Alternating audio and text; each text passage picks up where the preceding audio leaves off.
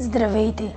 Днес искам да ви разкажа какъв ужас преживяхме наскоро с Вяра. Приготвяхме се да излизаме навън и в момента, в който викам Вяра, за да дойде да й облека космонавта, тя пада, удря си главата в дръжката на един шкаф и започва да реве. Но проблемът не беше самият удар. Вяра се захласна, посиня, спря да диша и честно да ви кажа, в този момент си помислих, че умира. За щастие това продължи броени секунди и Вяра не припадна. През това време вече мъжът ми звънеше на 112, но всичко вече беше отминало и те ни посъветваха да отидем в Пирогов, за да я направят снимка на главата и за да я прегледат. И така отидохме в Пирогов, както виждате тук от снимката.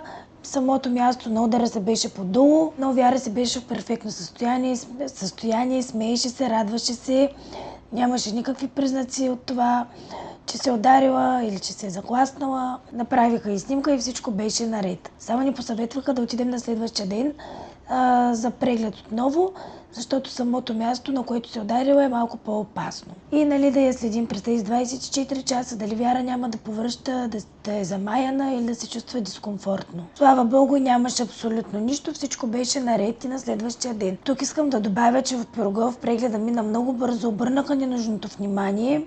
Детето се чувстваше спокойно и всичко мина добре. Да стигаме до реалната причина да направя този клип. След като ми се беше случило това, аз пуснах въпросник в Инстаграм, на който попитах моите последователи в моята страница Професия Мама, дали им се е случило подобно нещо, дали знаят какво е захласване и какво се прави в този момент, в тази ситуация. От отговорите останах впечатлението, че много мами не са чували за това какво е захласване и затова реших да направя този клип с мисълта, че ще бъде много полезен за много родители. Захласването представлява епизод, в който малко дете при силен удар или упък спира да диша, посинява, посивява и дори може и да припадне. Това преживяване изглежда изключително драматично за нас, родителите, но за щастие то не е толкова опасно, колкото изглежда и не води до трайни увреждания от детето. Захласването най-често започва с интензивен плач, породен от това, че детето изпитало силна болка, ярост, гняв, след което то спира да диша. През това време кожата на детето посинява, обикновено около устните,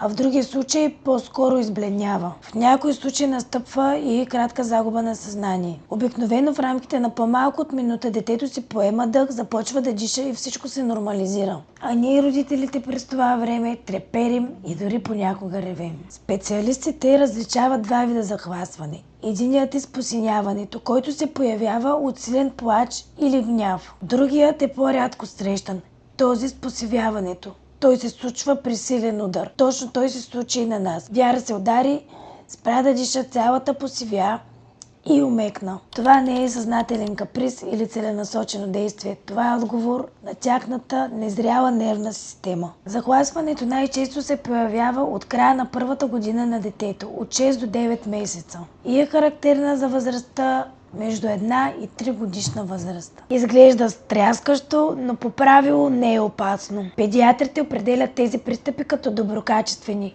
При иначе здраво дете не водят до сериозни последствия. Макар детето да посивява и да губи съзнание за кратко, мозъкът не страда от тази липса на кислород, тъй като дишането се възобновява много бързо. Няма данни тези краткотрайни епизоди да забавят развитието на детето. Наистина картината е по-стряскаща, отколкото опасна. Естествено, това ако не е останало припаднало повече от 1 минута. Но във всички случаи трябва да се консултирате с вашият педиатър, за да се направи правилна оценка на детето. Ако детето ви често се захласва, учените са направили връзка с липса на желязо, така наречената анемия. Но трябва да разберете нещо много важно. Нито вие, нито вашето дете сте виновни за това, което се случва. Някои деца имат по-голяма склонност към захласване и дори учени са посочили, че това може да бъде наследствено. То се случва неволно. Детето няма контрол над тази реакция, нито иска да я причини. Същото е и за майката. Не ви прави лош родител за това, че сте му се скарали за дадена играчка или не сте му дали нещо, което е искало да получи. Или сте му се скарали за нещо. Това са неща от ежедневието. Не ходете на пръсти покрай децата си, не се страхувайте да им се скарате, защото това може да се случи.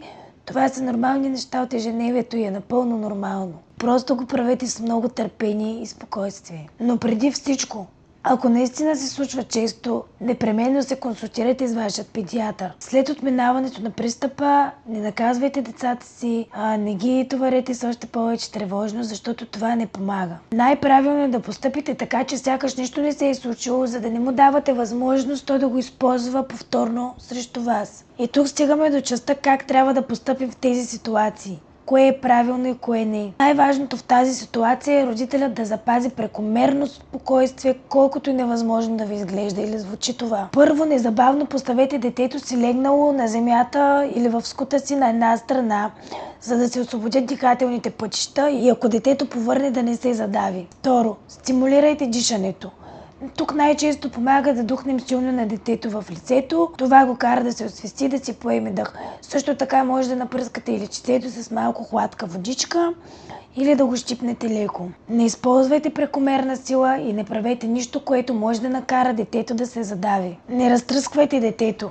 В никакъв случай не трябва да разтръсквате дете, което е без съзнание или е тревожно, за да го накарате да се успокои. Също така не пъхайте пръсти в устата в тази ситуация, защото захласването не е задаване от чуждо тяло. И този опит да освободите гърлото може да доведе до задушаване. Трето, опитайте се да засечете часовника, колкото и трудно да ви звучи това. В паниката това време не се струва изключително дълго, но често е по-малко от минута. Но ако продължи или надхвърли една минута, тук вече спешно трябва да потърсите медицинска помощ. В редки случаи, ако липсата на кислород се проточи, детето може да получи гърчове, което означава стягане и тресене на тялото. Този неепилептичен гърч приключва сам, когато детето отново си поеме въздух. Ако се случи, не се опитвайте да спрете движенията на детето, просто се уверете, че лежи на безопасно място, например на пода, и поставете нещо меко върху главата му. Когато то започне да диша отново, нежно го прегърнете. В никакъв случай не показвайте страхът си, който сте изпитали пред него. Как да намалим бъдещи захвасвания?